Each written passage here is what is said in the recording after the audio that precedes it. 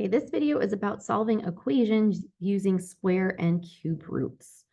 Okay, so you don't have to write this down. I'm going to write it on my side over here.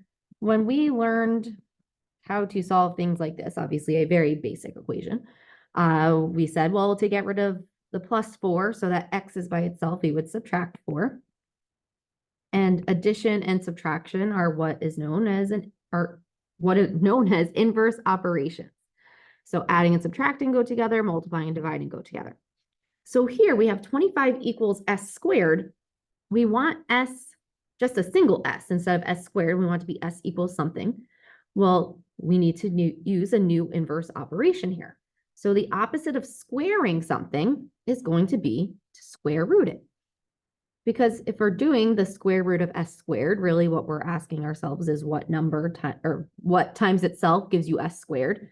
And that's where the s comes from.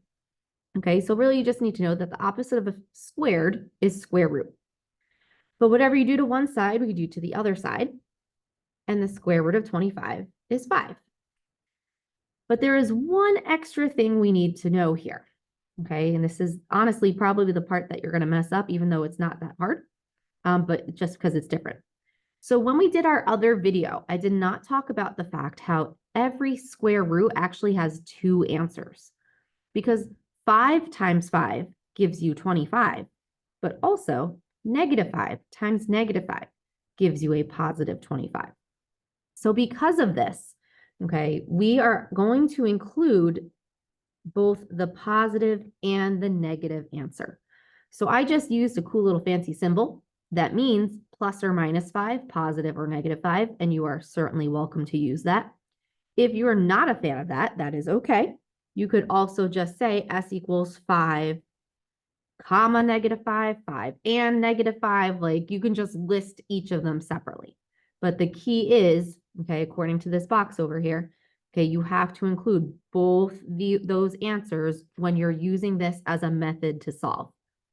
Now, with that being said, if I just gave you a question, I was like, hey guys, like figure that out.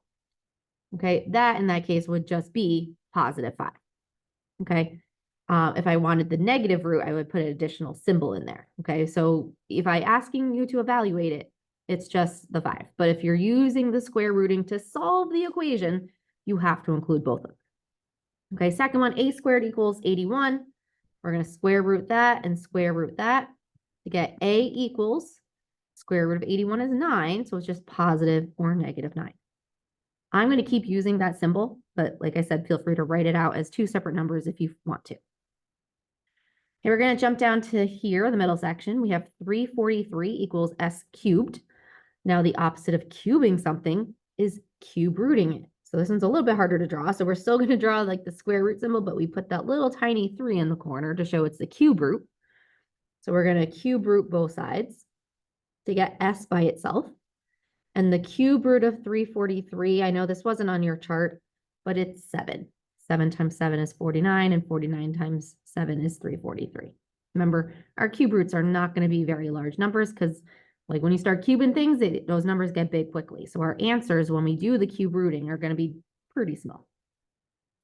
Okay, in this case, we do not include the -7 because if I had -7 times -7 times -7, okay, that would actually end up being a negative number.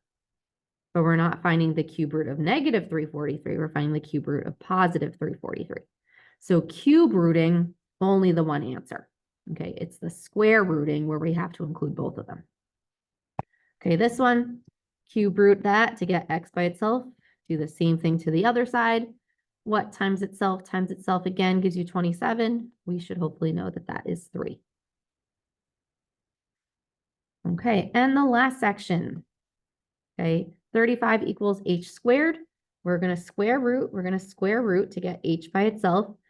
But now, square root of 35 is not one of those perfect squares that we talked about.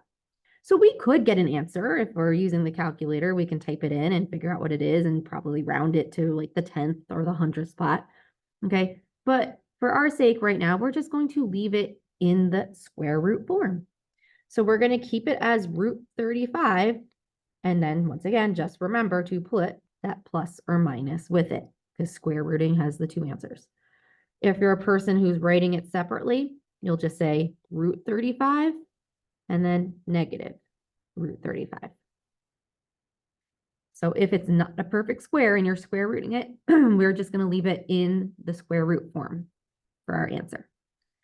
And then the last one, we're going to cube root both sides to get y equals, in this case, 59 is not a perfect cube. Okay, and we're just going to leave it as the cube root of 59.